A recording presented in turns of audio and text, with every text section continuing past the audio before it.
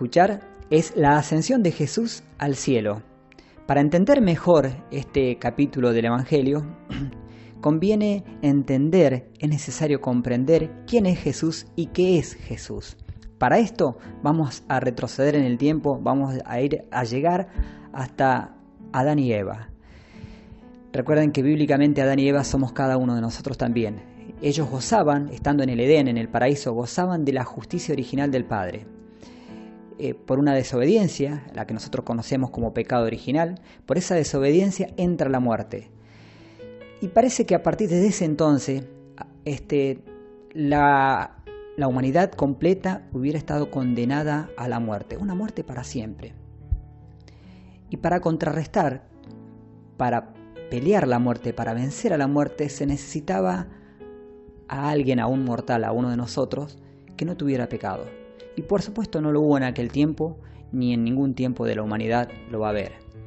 Entonces, en un tiempo, en un punto determinado de la historia, el buen Padre Dios envía a su propio Hijo Jesús a la tierra, con la finalidad que se enfrente a la muerte. Y fue así como ya conocemos toda la historia, de que Jesús se hace uno de nosotros, nace a través de María, como ya todos lo conocemos, se hace de uno de nosotros. De hecho, hace poquito tiempo estuvimos celebrando la Pascua.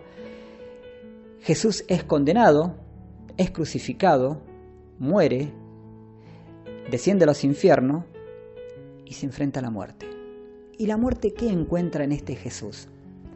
Encuentra tres cosas. Primero, que es Dios, pero no es suficiente motivo como para vencer a la muerte. Es Dios, pero Dios respeta las normas y las leyes divinas, porque Él las ha hecho. El segundo punto es que la muerte encuentra en este ser que es un hombre, es un mortal, es uno de nosotros, pero con la diferencia que no tiene pecado, es puro, lo suficiente como para vencer a la muerte. La muerte no tiene nada que hacer, se retira, y es por eso que Él nos deja el camino. De hecho, Él mismo dice: yo soy el camino. Bien, ahora este Evangelio nos presenta la ascensión de Jesús al cielo.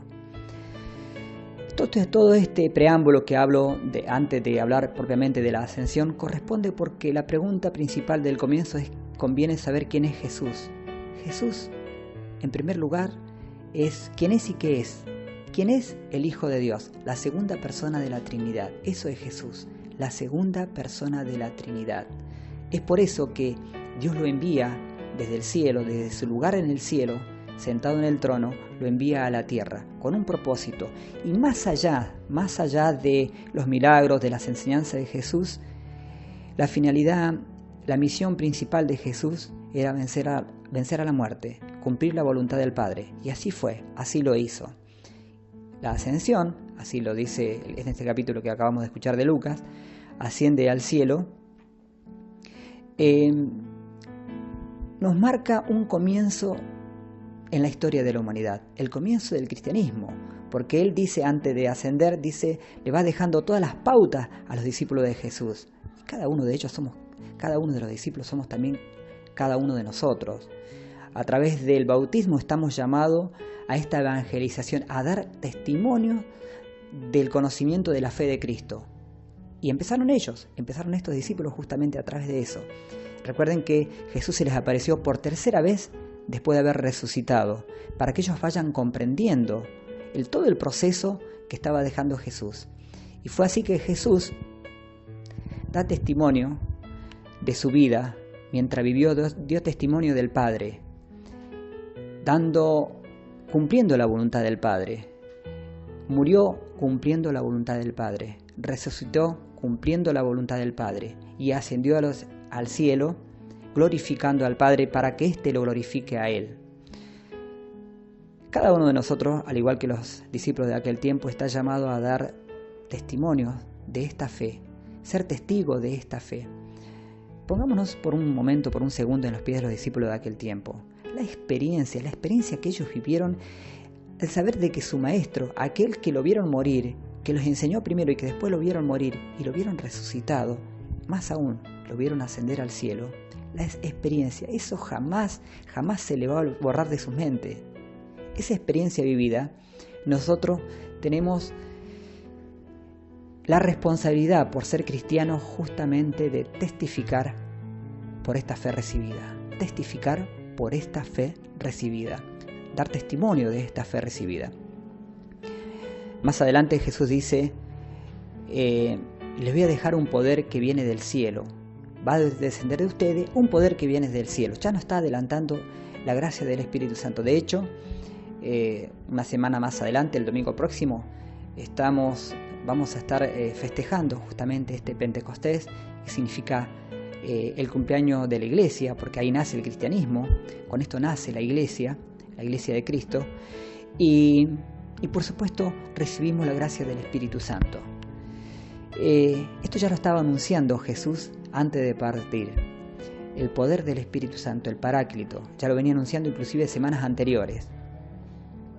Al final del Evangelio, los discípulos de Jesús, así está relatado, los discípulos de Jesús adoraban a este Jesús ascendido al cielo, y antes de regresar a Jerusalén, lo seguían alabando.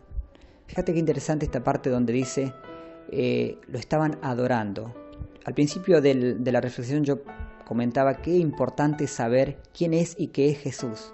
Y acá aparece que estos discípulos lo empiezan a adorar. ¿Por qué adorarlo? Porque la adoración, como la alabanza, le corresponde. Recordad que en las semanas anteriores también estábamos hablando de esto mismo. El amor, la alabanza, la adoración son atributos que les corresponden a esto que es Dios. Jesús es la segunda persona de la Trinidad. Por lo tanto, la adoración le corresponde. ¿Por qué adorarlo? No solamente por una cuestión de correspondencia, sino porque Él entregó la vida por vos, por mí, por cada uno de nosotros. El adorar a Jesús, el adorar a Cristo, significa reconocer que yo soy criatura, significa reconocer que debo la creación a ese que me creó. Es por eso que nace la adoración. Esto mejor se entiende, hermano, a través de la experiencia. Puedo adornar la adoración con muchas palabras bonitas. Puedo adornar la alabanza con palabras bonitas. Sin embargo, no va a alcanzar. Es una cuestión de atreverse a adorarlo. Es una cuestión de atreverse a conocer un poco más a este Jesús que dio la vida por vos y por mí.